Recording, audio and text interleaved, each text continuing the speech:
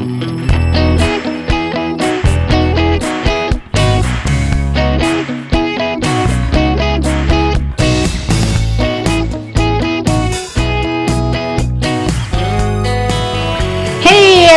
welcome back to Teachers to Teacher for You. I'm Laura. And I'm Tatiana. We're so glad you're tuning in for another conversation about real classroom life, teacher heart, and practical ideas that actually work.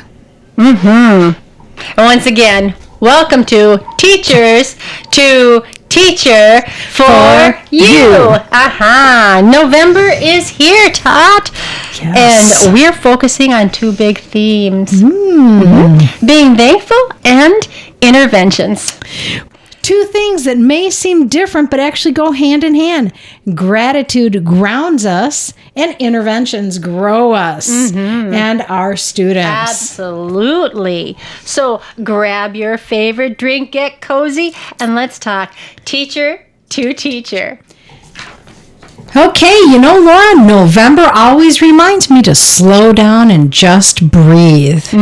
Between grading, conferences, and holiday events, it's so easy to overlook good moments. So true.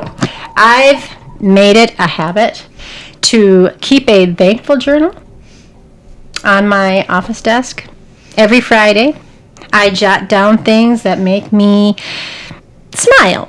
Nice. It could be a breakthrough, funny comment, something great happening in classrooms of my teacher friends, colleagues that share their successes, things that are happening with them. Makes me feel connected. Nice.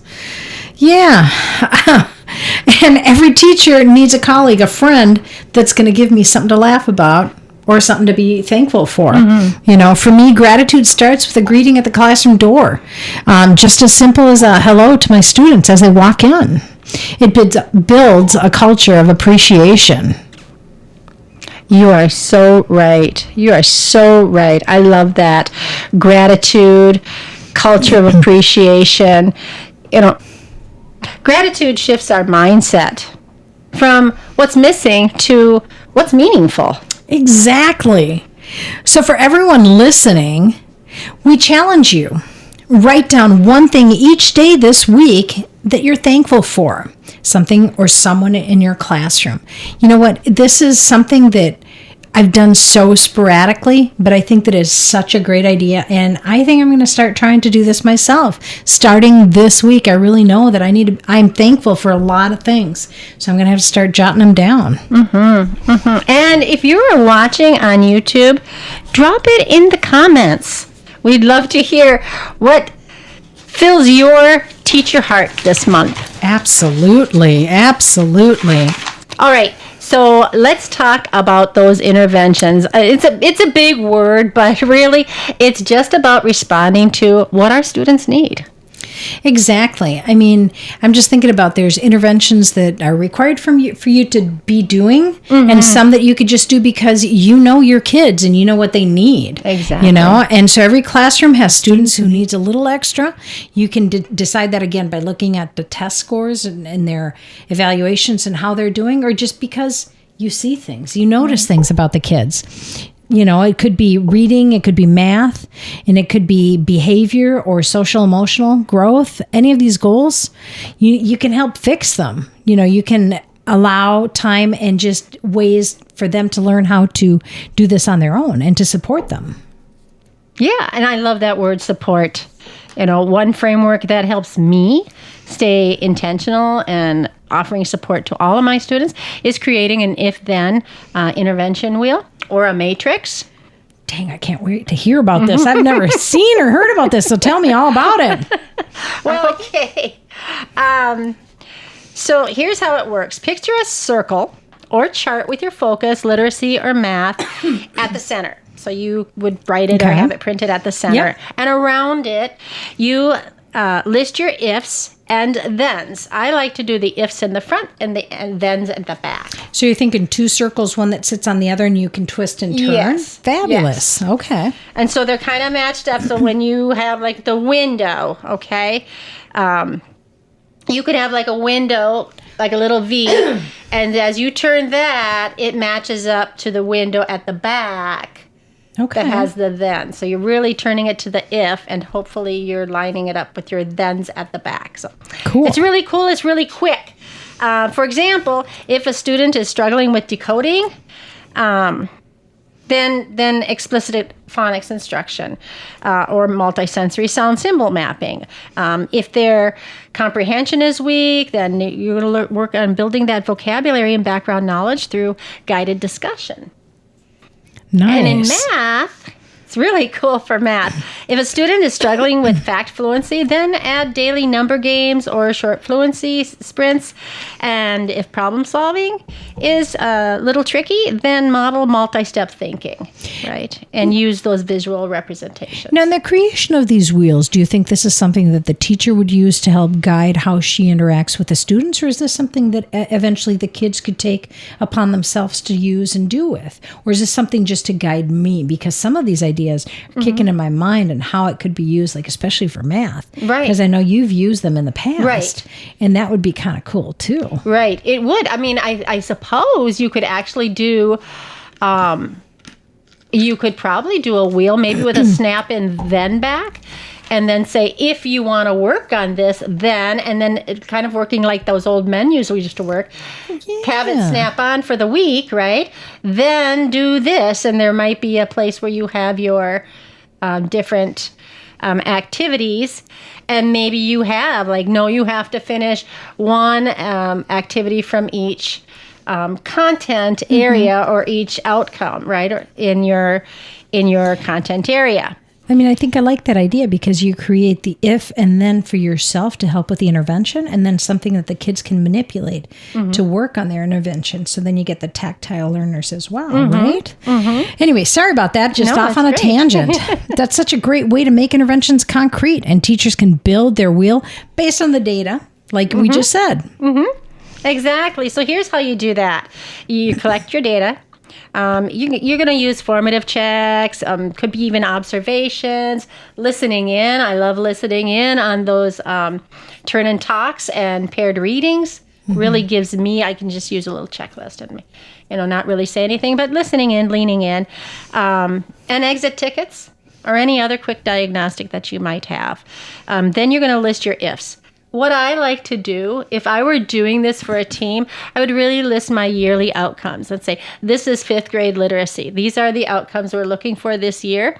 And then have the thens based on those outcomes. What would we be using? And of course, if it's literacy, we're going to work with the science of reading, right?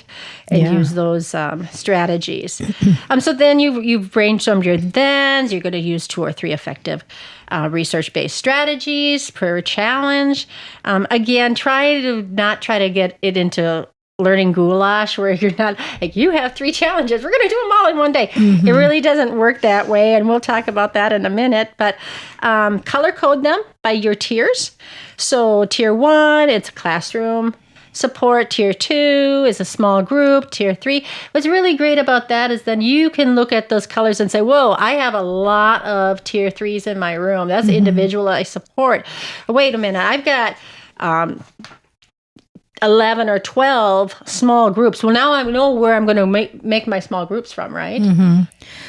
And then maybe I have those classroom supports, or even, those higher learners, which they could be doing a center, right? They could be doing something else, like using their own wheel that you brought up. It's really cool. And then keep it visible. Post it for your team, in your planning space, or just even in your PLC folder, Nice. I love that. It keeps everybody on the same page and with the same ideas. So everybody is pretty much in the same area where they need to be. And if you're working on literacy, you can align the wheel to Scarborough's rope. I always struggle with that word. Scarborough's rope. It is a tough word, right? And the rope reminds us that skilled reading has 2 main strands.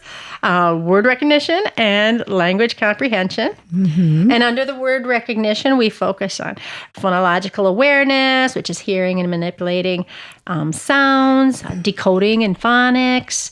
So that would be instruction and sound symbol patterns, mapping, and then also sight recognition on automaticity on some of those high frequency words like the, rather than we're really thinking that we're having to sound that out too much.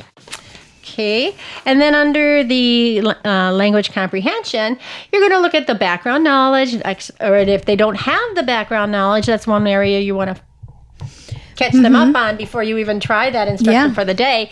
Make sure that you're setting a background knowledge for them if they need it. Vocabulary, looking at those language structures, how language is arranged within the sentence as well as structures within the word. And then verbal reasoning, and then that literacy knowledge, like, do I understand that the first sentence of a paragraph is generally the main idea for that paragraph. Like, if I understand those literacy knowledge pieces, it's going to make sense for me as a student. Yeah. So your if-then wheel might look like this. If decoding is weak, then phonics intervention. If comprehension lags, then build vocabulary and background knowledge, like you just said. It's a clear roadmap tied to the science of reading. Exactly. It's not about guessing what might work, but it's actually about aligning interventions with how students actually learn. Yeah, and speaking of that, of what works, let's share some strategies teachers can use right away. Okay. One of my favorites is a 3-minute conference. It's a quick personal check-in. What's going well? What's tough? What's your goal for the week? And, when I do these, I like to sit kind of separate from the rest of the class. So it's very kind of just them and me, that one student where I get to connect with and I get to see what they're really feeling like, and it builds trust and accountability and the student feels seen. Yeah, that makes so much sense. And it's such a great one. I love that interventions using stations too, like rotating small groups with specific focuses, or looking at that wheel and deciding which group you're going to be in. That might even be a way to align your groupings, right? By that choice wheel. Yeah. Let's call it that, a choice wheel. I love it. Choice intervention wheel. Fantastic. We've just coined it. We're going to get it out there, folks. Trust me.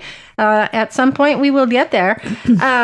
So yeah, it keeps those things structured but flexible, and lets students practice with purpose. Right? Yeah. And don't forget peer support. Yeah. Oh my goodness. Pairing students intentionally, knowing which kids are able and willing to help others is a huge thing in a classroom. And not only that, it makes those kids feel really special when they're able to help others. And some kids just need that extra push to come out of their little shell. Oh yeah. And that is just huge for them, and especially, I especially use that with math. Yes. When it comes to any kind of math, when it comes to problem solving or just computation and basics, sometimes they just need that little something, and their friend can show it more so than a teacher sometimes. Oh my gosh. And actually bouncing right off of that, one of the things that I love to do is I actually made lanyards that would say expert on them. And so once you could show me you were an expert in a concept, we would be in what I called a pit, like working all together on the floor. If you were an expert, you could put the lanyard on and all the students would know that you were one of the experts that could come around and help them. So then they could raise their hand for the expert. It was amazing. And so many students wanted to, can I be the expert? Am I ready to be an expert? I only had 6 lanyards. And oh my gosh, there'd be like 10 kids racing and trying to show me. But it also motivated them to learn and show their learning. So it helped me while it helped them. So that was really, really great. And the key to all of this is consistency. Yes. Interventions aren't a one and done. You're not going to see, I'm sorry, but it's not the miracle overnight. It's not happening. But it's about progress over time. It's about those little wins every day. and what happens by the end of the year. Like, look at that growth. Yeah, and a progress monitoring doesn't have to be complicated either. A simple checklist, sticky notes, a quick Google form, track growth, that's all you need, really. Yeah, exactly. The goal is to notice, respond, and adjust. Yep. All this talk about interventions connects right back to gratitude. I know, and how perfect. November, gratitude. Oh Turkey my goodness. Day! Yeah. I love it. It really does. When we approach interventions with a thankful heart, and I guess I look at that thankful heart as it's because it's not a one and done in learning either. Okay, we got another chance at this. Mm-hmm. What can we do to make that turn around? So I'm often thankful for the chance to make that difference, to come up with something that is exciting and makes that change for that student. It changes our perspective. Yeah, it does. It becomes less about what's wrong and more about what's possible. Gratitude gives us patience and hope, and also to the students. Oh, it really does. It really does. Exactly. Gratitude and growth are two sides of the same coin. Absolutely. I like that. Mm-hmm. Yeah, well, that's all for today. Teachers to Teachers for You. We hope this episode gave you new ideas for building interventions and for filling your November with gratitude. Remember, teachers, you are making a difference every single day. Take a moment to thank others, and not only that, just make sure you give yourself that pat on the back and be thankful to yourself, because we all do it, and we're good. We are good. We're great. We're great. And if you enjoyed this episode, go ahead and give it a like, subscribe, and share it with your teacher friends. And join us next month for more Real Talk strategies and heart-to-heart teacher moments. Mm-hmm. And that is November show from Teachers to Teacher for You. Keep teaching from the heart. Woohoo!